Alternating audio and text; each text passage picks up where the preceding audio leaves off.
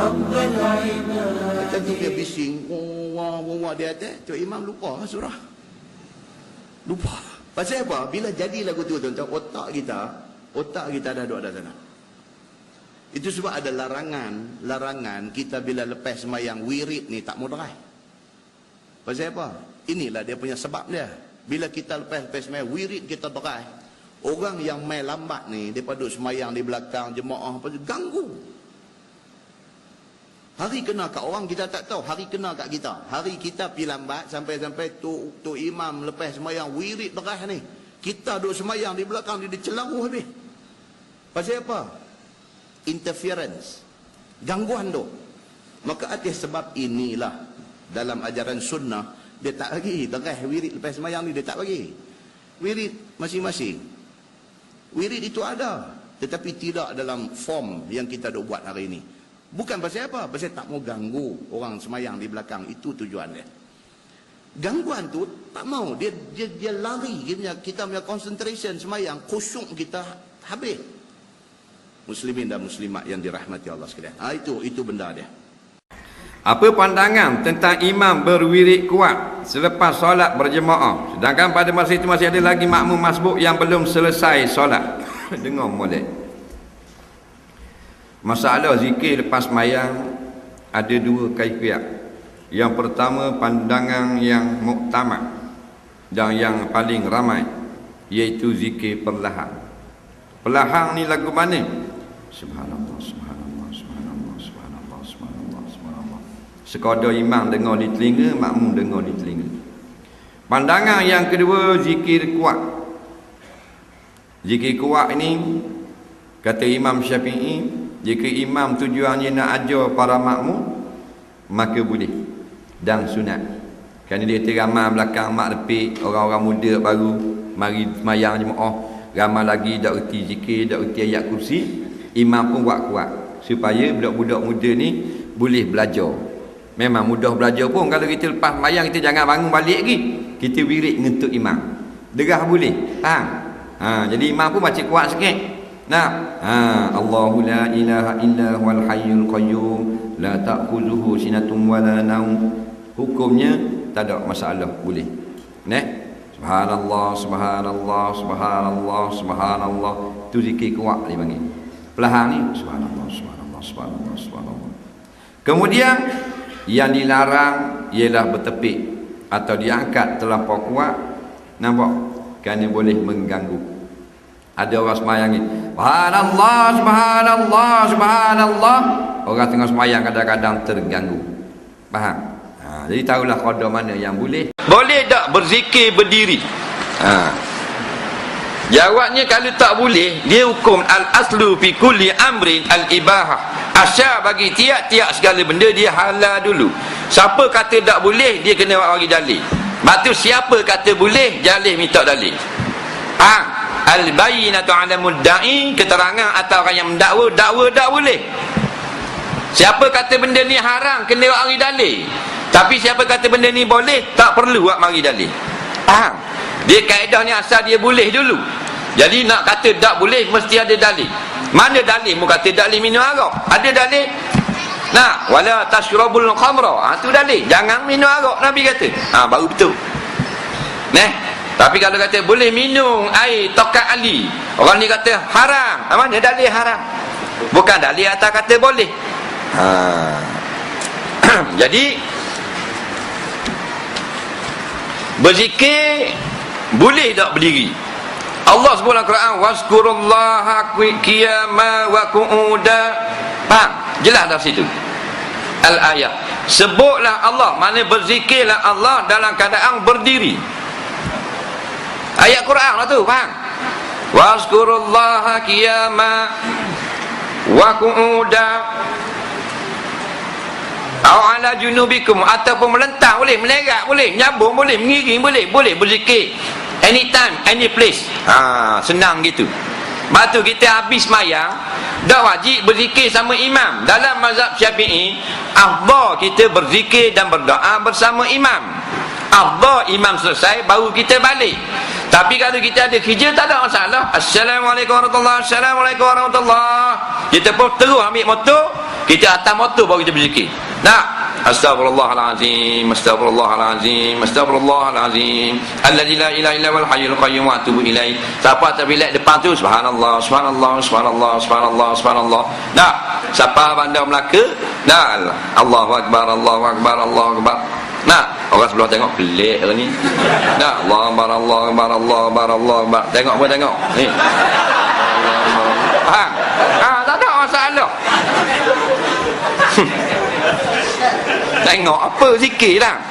Dia kata dalam taklah kamu zikir Allah dalam diri, dalam jalan, dalam nerak, dalam letang, kau pandang tengah ngai duduk lampu merah tu, mak-mak rempik tu duduk kat lampu merah. Nah, apa salah berzikir? Dia merah di Melaka ni pelik kan, dia pakai nombor kan bandar. Kat Terengganu ada nombor kok, tapi tak ada apa beratus-ratus nombor. Kat Terengganu dia 45 ke bawah, tak ada lebih, 45, 35. Dia siapa lampu merah? 45 saat. CD sini siapa? Rapa tu 199. 199. Lamanya. Dak gerak dah tu 199, dah bila 198. Biarlah lain negeri lain tu dah. Jadi boleh berzikir di mana-mana. Nah, ni mak repik tu banyak dia main motosikal. Nah, dia banyak duduk kat lampu merah. Lampu merah dah tulis dia 145 saat. Zikir. Astagfirullahalazim, astagfirullahalazim, astagfirullahalazim, astagfirullahalazim, astagfirullahalazim. Nah, ataupun subhanallah, subhanallah, subhanallah, subhanallah 65. Subhanallah, subhanallah, subhanallah, subhanallah, subhanallah. Kosong.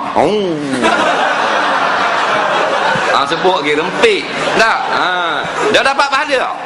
Dapat subhanallah tamla'u mizan. Sekali kamu sebut subhanallah, penuh neraca di akhirat. Mumak motor ke, mumak apa ke, penuh neraca. Dengan syarat mu orang beriman. Betul tak? Ada. Kalau ijaz lain nah. Ni tunggu saja, tunggu gerak bodoh. Nah. Yang kedua, kemudian dibaca 10 kali selepas sembahyang subuh dan maghrib. La ilaha illallah wahdahu la syarikalah, lahul mulku wa lahul hamdu, yuhyi wa yumit, wa huwa ala kulli syai'in qadir. Tiada Tuhan melainkan Allah jua, tiada sekutu baginya, sungguhnya segala kerajaan dan pujian itu baginya jua. Dialah yang menghidup dan mematikan sesuatu, dan dia amat berkuasa ke atas segala-galanya. Jadi hak sunat selepas sembahyang maksudnya zikir-zikir lepas sembahyang, wirid-wirid dan doa. Ingat pesan, tidak wajib berzikir dan berwirid lepas sembahyang. Hukumnya sunat. Dah sunat dia ma yusabu fa'iluhu wala yu'aqabu tariku. Siapa buat boleh pahala, tak buat tak dosa. Tak dosa dengan boleh pahala, mana kita nak boleh pahala dah, biar pahala kita banyak. Kerana apa? Kerana ditimbang di akhirat kat gigi. Nak pahala dengan dosa. Jadi kalau kita dosa memang garanti dah banyak. Nampak? Apa hari kapal kargo tak muat. Tu baru dosa tu imam. Dah dosa tu bila lagi. Banyak dah. Kalau dosa JKK, kau banyak lagi. Jadi perbanyakkanlah amalan sunat pula. Supaya bila timbang kat gigi berat akhirat. Zikir dan wirid lepas sembahyang tak wajib, sunat. Begitu juga tak wajib berzikir sama dengan tu imam, pegang molek. Dah guana setengah ulama kata afdal bersama-sama dengan imam. Tak ada masalah. Tak boleh zikir ikut imam. Imam baca astagfirullah, kita baca Fatihah, boleh. Tak ada masalah sikit pun. Dah kita nak bangun, ada kerja nak balik, lepas pada salam nak balik lalu boleh. Cuma sekurang-kurangnya baca sepatah astagfirullahalazim 3 kali baru bangun. Kerana Nabi pesan banyak dalam hadis-hadis lepas ujung sembahyang fardu dengan beberapa bacaan. Banyak sangat, ambil sikit padan dah supaya dipanggil beramal dengan sunnah. Dak dah nak wirid atas tikus sembahyang belakang tu imam. Pasal nak pergi atas anak tuition pula. Belam jalan boleh. Belam jalan nak pergi kat motor tu astagfirullahalazim, astagfirullahalazim. Siapa atas motor? Ustaz. Allahumma antas salam wa minkas salam. Boleh tak? Dah. Ada apa? Boleh. Dah boleh belam jalan. Boleh. Allah sebut dalam Quran, wazkurullaha qiyaman wa qu'udan wa 'ala junubikum. Hendaklah kamu berzikir kepada Allah dalam kamu berdiri, dalam kamu duduk, dalam kamu nerak letang, boleh belaka. Tapi sunat kalau kita wirid bersama dengan imam, kita duduk seperti duduk sembahyang. Sunat. Dan kalau duduk sila harus. Dah tadi wa 'ala junubikum, mana duduk letang boleh? Boleh. Tapi kelakar kau tengok. Nah, tu imam di wirid molek, kita tidur depan tu kata imam gitu. Kaki gedik gitu. Astagfirullahalazim, astagfirullah. Boleh tapi pelik orang dak apa nak buat natu kalau di rumah okeylah, orang dak nampak.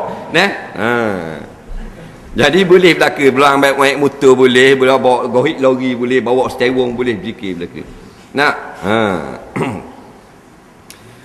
Kalau tak ada kerja, afdal berzikir bersama-sama dengan imam. Dan paling afdal, imam selesai, kita habis bersama-sama, imam bangun, baru kita bangun. Afdal. Kita nak bangun dulu ada kerja, tak apa. Jadi mula-mula, la ilaha illallah wahdahu la syarikalah, lahul mulku wa lahul hamdu yuhyi wa yumit, wa huwa ala kulli syai'in qadir. Boleh.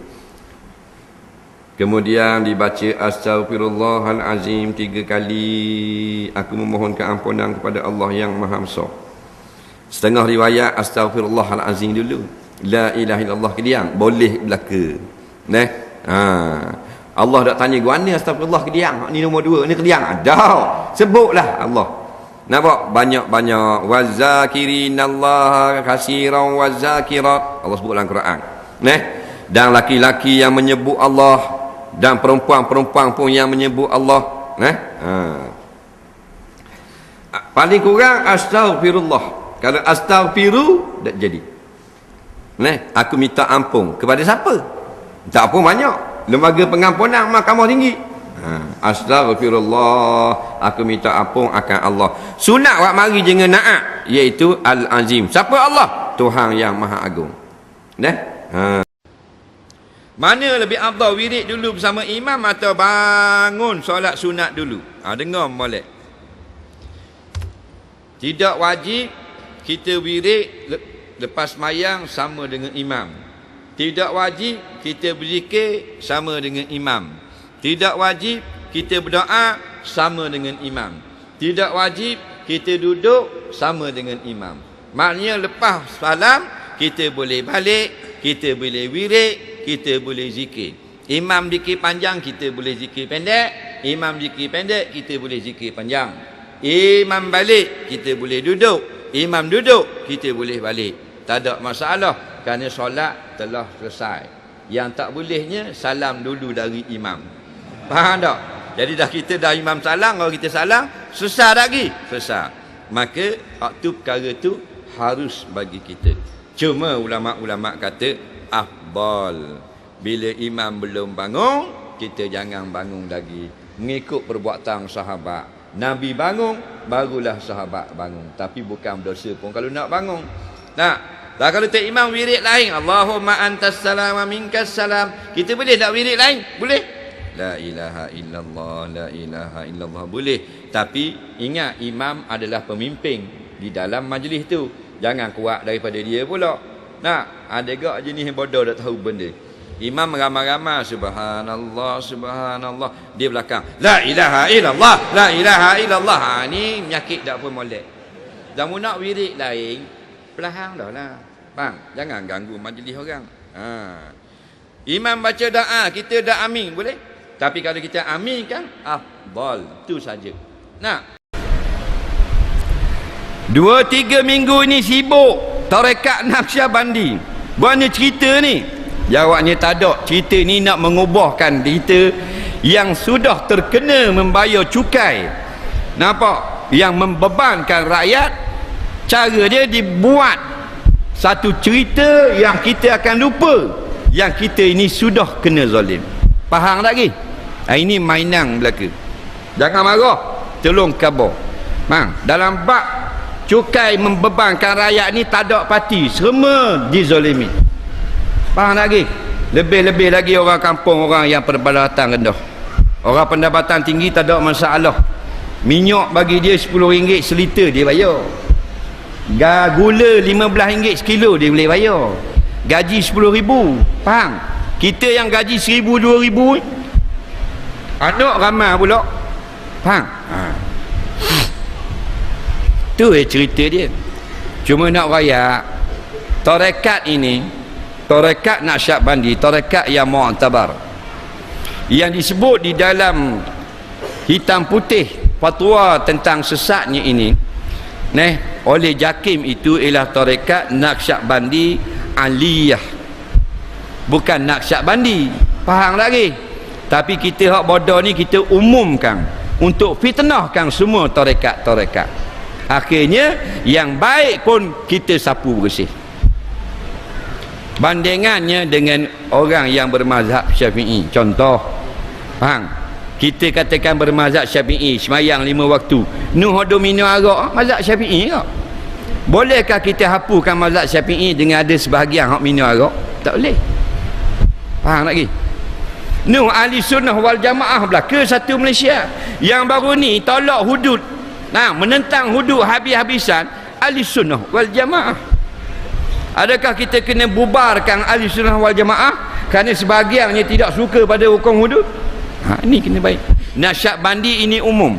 Tapi kalau Naqsyabandi Aliyah, itu yang dipimpin oleh Syekh Nazim Kabani ini. Jadi kalau benarlah sebagaimana dakwaan daripada fatwa tahun 2000 oleh JAKIM tersebut, bahawasanya ada beberapa perkara-perkara, kalau benar begitu maka sesatlah tarekat tersebut. Tapi jangan kata Naqsyabandi Aliyah.